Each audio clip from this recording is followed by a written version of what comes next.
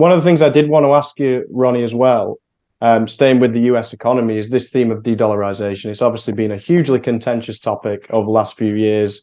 On the one hand, you've got this argument, people saying the US dollar will remain the king.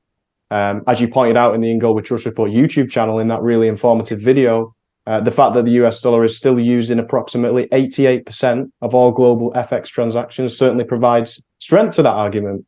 But then on the other hand, you've got the weaponization of the US dollar, as we saw in 2022 with the freezing of the Russian assets, which has caused the US dollar share of global foreign exchange reserves to fall from 70% in 1999 to 58% in 2023, as you pointed out. So my question to you is, as we're seeing the BRICS, China, Saudi Arabia team up and trade in currencies that are not the US dollar, how long do you think it will be before the US dollar loses its exorbitant privilege? I think it's going to take longer than we would expect, and then it's going to happen much more quickly. I'm currently rereading a book called The Mandibles, which is I don't know if you've read it. It's fantastic. Yeah, it's about some sort of a great American family, kind of a dynasty in New York. And actually, the author Lionel Shriver, she's describing how inflation and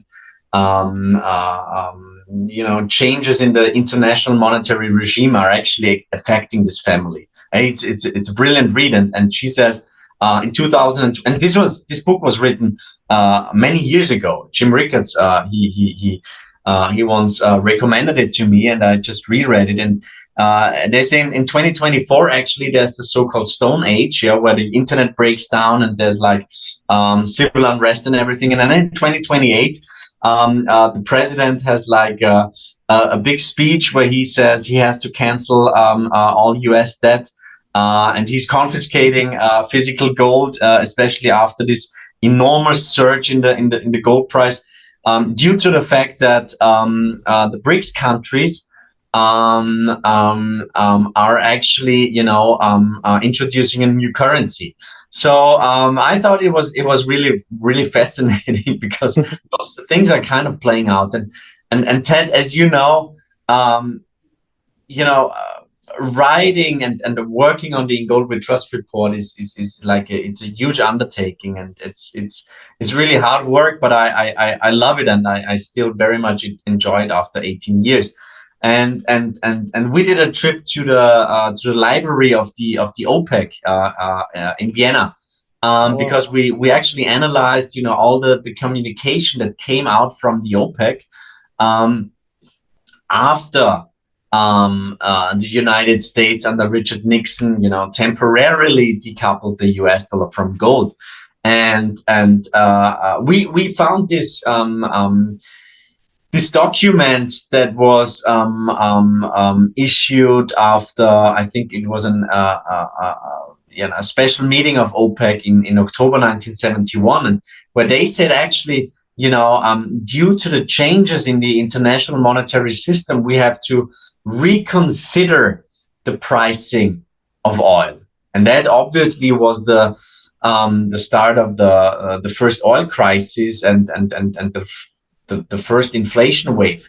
Now, if we translate that to the current setup, there was a very, very interesting quote from Alexei Miller, the CEO of Gazprom, where he said in June 2022, "We don't play by the rules that we didn't create." Quick break here. This episode is brought to you by West Red Lake Gold Mines. Now, if you know nothing about West Red Lake Gold Mines, let me tell you one thing. This company was founded on the back of a transaction where they purchased the Madsen mine in northwestern Ontario in an area called the Red Lake Gold District, which to date has produced around 30 million ounces of gold from some of the richest gold deposits in the world.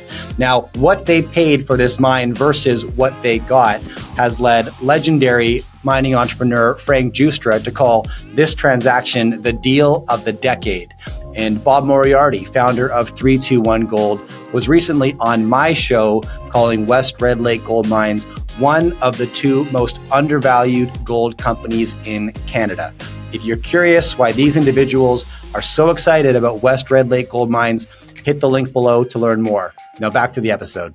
So, imagine if like the BRICS plus countries that are huge producers and exporters in the commodity space, not only oil and natural gas, but also agricultural commodities, copper, nickel, rare earth, and so on.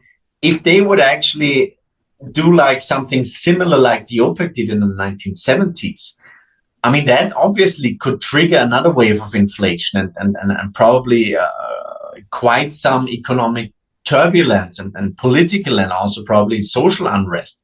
But if they say, they don't want to play by the rules that we didn't create, this is something to be taken serious. And we've seen so much momentum in the BRICS and the BRICS Plus, with the meeting coming up in October in Russia.